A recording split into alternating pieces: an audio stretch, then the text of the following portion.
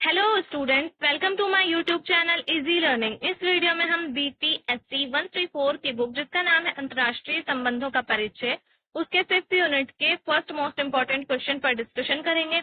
तो गाइज, ये क्वेश्चन हमारे पूरे यूनिट का एक ही क्वेश्चन रहेगा और बहुत ज्यादा इंपॉर्टेंट क्वेश्चन है ये आपके लिए। हमारे यूनिट का नाम है व्यवस्था उपागम और इसमें हम व्यवस्था के बारे में जानेंगे। व्यवस्था क्या होती है और अंतर्राष्ट्रीय राजनीति की व्यवस्था का मॉडल किस तरह का है, और सबसे इम्पोर्टेंट पॉइंट है इसमें मार्टिन कप्लान का व्यवस्था उपागम क्या होता है, इसके बारे में हम डिस्कस करेंगे। तो अगर आपने मेरे चैनल को सब्सक्राइब नहीं किया है तो प्लीज मेरे चैनल को सब्सक्राइब करें, वीडियो को लाइक करें, शेयर करें एंड कमेंट करके जरूर बताएं आपको वीडियो कैसी लगी। अगर आपको नोट्स चाहिए तो आप मेरा व्हाट्सएप ग्रुप ज्वाइन कर सकते हैं, उसका लिंक मैं डिस्क्रिप्शन में डाल दूंगी। तो चलिए स्टार्ट करते हैं। हमारा क्वेश्चन है मार्टिन कप्लान का व्यवस्था उपागम क्या है, या फिर अंतर्राष्ट्रीय राजनीतिक व्यवस्था, अंतर्राष्ट्रीय राजनीति का व्यवस्था मॉडल, इसके बारे में हम डिस्कस करेंगे। तो अंतर्राष्ट्रीय राजनीति की व्यवस्था के बारे में मार्टिन कप्लान ने व्यवस्था मॉडल एक बनाया था जिसके बारे में हम देखते हैं। अंतर्राष्ट्रीय राजनीति में व्यवस्था सिद्धांत व्यवहारिक क्रांति की देन है। इस दृष्टिकोण के अनुसार अंतर्राष्ट्रीय क्षेत्र में एक व्यवस्था है जिसके विभिन्न अंग आपसी क्रिया द्वारा आपसी संबंध स्थापित रखते हैं। तो ये जो मार्टिन कप्लान का व्यवस्था उपागम है, इसका मानना है कि जो अंतर्राष्ट्रीय क्षेत्र है उसके अंदर एक व्यवस्था के द्वारा जो सभी अंग होते हैं, एक व्यवस्था जिसके सारे अंग जो है वो आपस में एक दूसरे के साथ संबंध बनाकर रखते हैं। जैसे कि सारी कंट्रीज है, सारे राज्य हैं, वो एक दूसरे के साथ एक व्यवस्था बनाकर रखते हैं और संबंध बनाकर रखते हैं, इंटरनेशनल रिलेशन, जिसे हम आईआर बोलते हैं। विश्व की सारी राजनीतिक गतिविधियां इसी सुव्यवस्थित ढांचे के अंगों की आपसी क्रिया प्रतिक्रिया का परिणाम है। तो विश्व में जो भी गतिविधियां होती हैं वो सारी इसीलिए ही होती हैं, वो आपसी क्रिया प्रतिक्रिया का एक परिणाम होती हैं। जो उसके अंग होते हैं, एक व्यवस्था होती है, उसके अंगों की क्रिया और प्रतिक्रिया का परिणाम होती है। इस धारणा की कल्पना सबसे पहले के.डब्ल्यू. थॉम्पसन ने की और मार्टिन कप्लान ने इसे व्यवस्थित सिद्धांत के रूप में स्थापित किया। तो मार्टिन कप्लान जो थे वो इसके संस्थापक थे, उन्होंने स्थापित किया था एक व्यवस्था सिद्धांत के रूप में कि किस तरह से विश्व की व्यवस्था होनी चाहिए, अंतर्राष्ट्रीय राजनीति की व्यवस्था होनी चाहिए। ये सिद्धांत राज्यों के व्यवहार के अध्ययन पर बल देता है। तो इसमें राज्यों के बारे में बताया जाता है कि राज्यों का किस प्रकार का व्यवहार है, क्योंकि राज्य जो है वो उनके व्यवहार की कमी, बदले व्यवहार की कमी अंतर्राष्ट्रीय व्यवस्था पर दिखाई देती है। अगर उनका कोई व्यवहार बदल जाता है, कुछ चेंज हो जाता है, तो उसकी जो हर एक इफेक्ट दिखाई देता है अंतर्राष्ट्रीय व्यवस्था पर। कप्लान के अंतर्राष्ट्रीय व्यवस्था दृष्टिकोण कई मान्यताओं पर आधारित है। विभिन्न मान्यताओं के आधार पर उसने अंतर्राष्ट्रीय राजनीतिक व्यवस्था के 6 प्रतिमानों की कल्पना की है। तो 6 प्रतिमान बताए हैं मार्टिन कप्लान ने अंतर्राष्ट्रीय व्यवस्था के, जिसमें पहले 3 ऐतिहासिक हैं जबकि बाकी के 3 काल्पनिक हैं। तो पहले 3 कौन कौन से 6 हैं? पहला है शक्ति संतुलन व्यवस्था, दूसरा है शिथिल द्विध्रुवीय व्यवस्था, तीसरा है कठोर द्विध्रुवीय व्यवस्था, चौथा है सार्वभौमिक व्यवस्था, श्रेणीबद्ध व्यवस्था, और छठा है इकाई वीटो व्यवस्था। तो ये तीनों कल्पनाएं जो है, ये तीनों जो पॉइंट्स हैं, प्रतिमान है, ये काल्पनिक हैं और ये वाले तीनों जो है वो ऐतिहासिक मॉडल है। तो हम इन सब के बारे में एक एक करके जानेंगे। सबसे पहले हमारा शक्ति संतुलन व्यवस्था होती है। तो ये व्यवस्था 18वीं से 19वीं सदी में यूरोप में प्रचलित था। ये जो व्यवस्था शक्ति संतुलन की व्यवस्था थी 18वीं से 19वीं सदी तक यूरोप में प्रचलित थी, जिसमें 5 या 6 बड़ी शक्तियों के बीच शक्ति संतुलन बना रहता था। इसमें कोई अंतर्राष्ट्रीय संगठन नहीं होता था। तो 18वीं से 19वीं सदी के टाइम पर, शताब्दी के टाइम पर अंतर्राष्ट्रीय संगठन नहीं था, कोई भी अंतर्राष्ट्रीय संगठन नहीं था। और यूरोप में जो है जो 5-6 बड़ी शक्तियां थी उनके बीच शक्ति का संतुलन बना रहता था यूरोप में। यूरोप की बात हो रही है इसमें। शक्ति संतुलन की व्यवस्था की असफलता से इस व्यवस्था की समाप्ति हो गई। तो जब शक्ति संतुलन बिगड़ा इन सारी कंट्रीज में, यूरोप की कंट्रीज में जब शक्ति संतुलन बिगड़ने लगा, तो ये जो था व्यवस्था जो थी एक प्रकार से उसकी जो है समाप्ति होने लगी थी, शक्ति संतुलन व्यवस्था की। और 10वीं सदी में इसका पालन न किए जाने से ही 1914 में प्रथम विश्व युद्ध हुआ। सॉरी, ये 10वीं नहीं 20वीं है। 20वीं सदी में जो है इस व्यवस्था का पालन नहीं किया गया था, शक्ति संतुलन की व्यवस्था का, और इसी वजह से पहला विश्व युद्ध हुआ था।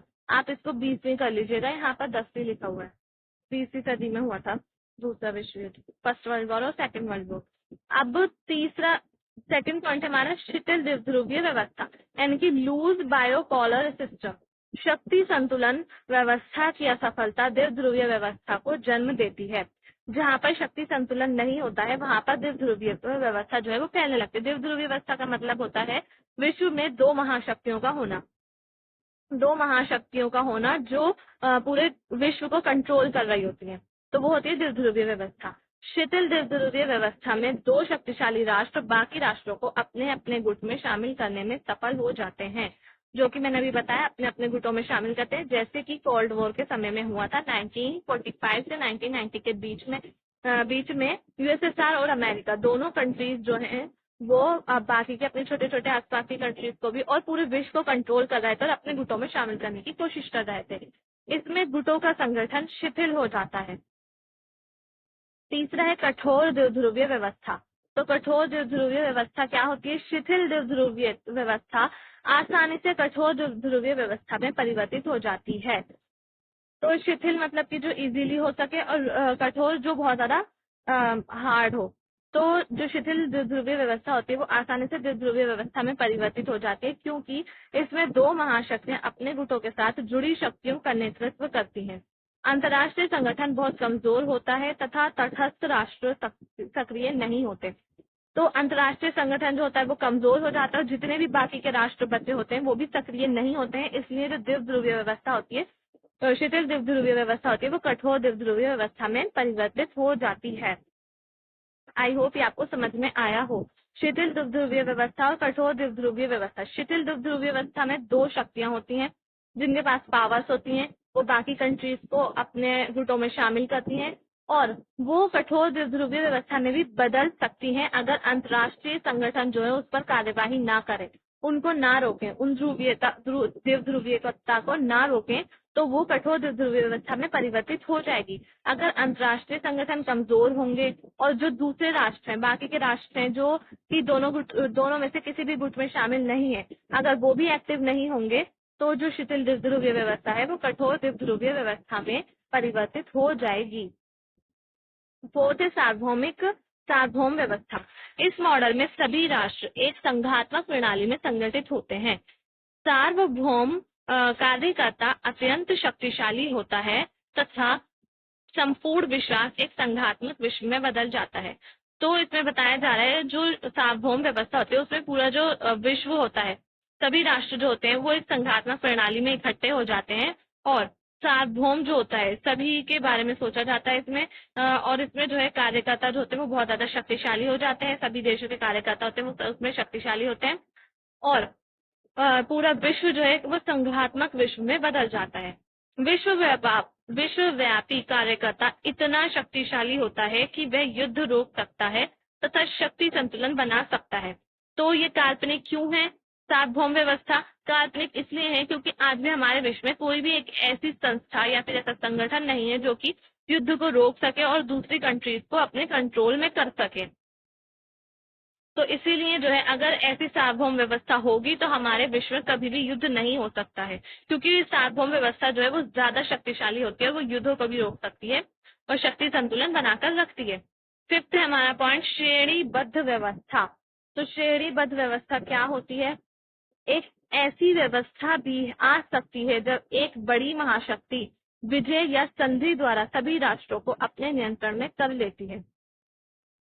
तो श्रेणीबद्ध व्यवस्था का मतलब है कोई एक बड़ी महाशक्ति जो है, कोई एक कंट्री जो है वो महाशक्ति बन गया है, जैसे कि अमेरिका का एग्जाम्पल है, अमेरिका महाशक्ति बन गया है। अब वो अपने कंट्रोल में करना चाहता है पूरे विश्व के जितने भी राष्ट्र होते हैं, तो ऐसी शक्ति को हम श्रेणीबद्ध व्यवस्था कहते हैं। राज्य प्रादेशिक इकाइयों में बदलकर क्रियात्मक इकाई बन जाते हैं, मतलब कि वो प्रादेशिक इकाई नहीं होते, फिर उसके बाद वो क्रियात्मक इकाई बन जाते हैं। जो अमेरिका कहेगा, जैसा अमेरिका कहेगा उनको वैसा करना पड़ेगा। तो अभी तक ये व्यवस्था नहीं आई है, इसलिए ये काल्पनिक व्यवस्था है। श्रेणीबद्ध व्यवस्था अभी तक हमारे विश्व में नहीं देखने को मिली है। सिक्स्थ पॉइंट है इकाई वीटो व्यवस्था, और ये लास्ट पॉइंट है। ये बहुध्रुवीय धारणा पर आधारित है जिसमें सभी राज्य बहुत शक्तिशाली होते हैं तथा सभी राष्ट्रों के पास अपनी सुरक्षा के लिए परमाणु अस्त्र होते हैं। तो वीटो इकाई वीटो व्यवस्था में सभी राष्ट्र जो है पूरी कंट्री मतलब जितने भी पूरा विश्व है उसकी सारी जितनी भी कंट्रीज हैं सबके पास अपनी सुरक्षा के लिए परमाणु अस्त्र होंगे, परमाणु और भी बहुत सारे हथियार होंगे। उन सभी के पास जो है शक्तिशाली होंगे वो सभी राष्ट्र। इसमें कोई सार्वभौमिक कार्यकर्ता नहीं हो सकता। जैसा कि अभी हमने पढ़ा था सार्वभौम व्यवस्था में, वहां पर एक सार्वभौमिक कार्यकर्ता होता था, लेकिन अगर इकाई वीटो व्यवस्था होगी तो उसमें कोई भी सार्वभौमिक कार्यकर्ता नहीं हो सकता। अपनी सभी कर्ता अपनी सुरक्षा के लिए खुद पर निर्भर होते हैं। तो अगर किसी राष्ट्र को अपनी सुरक्षा करनी है तो उसको खुद पर ही निर्भर होना पड़ेगा, मतलब खुद ही अपनी सुरक्षा करनी होगी। अब यहाँ पर ये निष्कर्ष दे रखा है, थोड़ा सा ये देख लेते हैं। कपलान के व्यवस्था उपागम की भी आलोचना की गई है। आलोचकों ने 6 प्रतिमानों के आधार पर मनमाना बंटवारा तथा इसे अलग अलग कसौटियों के आधार पर अलग अलग वर्गों में बांटने की आलोचना की है। तो कपलान का जो व्यवस्था मॉडल है इसकी भी आलोचना की गई है और वो कहते हैं कि जो अलग अलग व्यवस्थाएं हैं उनको अलग अलग वर्गों में बांटने की जरूरत है। आलोचकों के अनुसार ये मात्र एक आरंभिक धारणा है जिसका दायरा बहुत सीमित है तथा सिद्धांत और वास्तविकता में कोई मेल नहीं है। तो ये कहते हैं आलोचक, इस सिद्धांत के आलोचक कहते हैं कि ये जो है इसके सिद्धांत और वास्तविकता रियलिटी से ये बिल्कुल भी संबंधित नहीं है, रियलिटी इसमें नहीं दिखती है। इसके अलावा कपलान के तीनों काल्पनिक मॉडल अव्यवहारिक हैं। मतलब ये बताया जा रहा है जो तीनों काल्पनिक लास्ट वाले मॉडल के बारे में पढ़ा था हमने, सार्वभौम व्यवस्था और ये वाली व्यवस्था के ऊपर इकाई वीटो व्यवस्था और श्रेणीबद्ध व्यवस्था, ये तीनों व्यवस्था के बारे में बात की जा रही है कि ये तीनों व्यवस्थाएं जो है वो काल्पनिक है और उन तीनों ये तीनों व्यवस्था काल्पनिक भी हैं और साथ ही साथ व्यवहारिक भी नहीं है, अव्यवहारिक है। यहाँ तक कि कठोर द्विध्रुवीय व्यवस्था के स्थापित होने की संभावना भी ना के बराबर है। तो कठोर द्विध्रुवीय व्यवस्था जो है, जो कि हमने 3rd पॉइंट में पढ़ा था, उसके भी वो भी नहीं हो सकती है, उसकी भी संभावना बहुत ज्यादा कम है। कपलान के अंतर्राष्ट्रीय व्यवस्था संबंधी 6 मॉडल त्रुटिपूर्ण है, फिर भी ये राष्ट्रों के बीच संबंधों के विश्लेषण करने के लिए प्रयोग किए जाते हैं। तो इनमें जो है कुछ गलतियां हैं, लेकिन फिर भी इनका उपयोग किया जाता है जब राष्ट्रों के बीच संबंधों की जांच की जाती है। ये काफी महत्वपूर्ण है और ये जो कपलान का व्यवस्था मॉडल है ये आपके एग्जाम पॉइंट ऑफ व्यू से बहुत ज्यादा इंपॉर्टेंट है। तो गाइस हमारा यूनिट और ये क्वेश्चन यहीं पर ही फिनिश हो जाता है। अगर आपको वीडियो पसंद आए तो प्लीज वीडियो को लाइक करें, शेयर करें, चैनल को सब्सक्राइब करना ना भूलें। थैंक्स।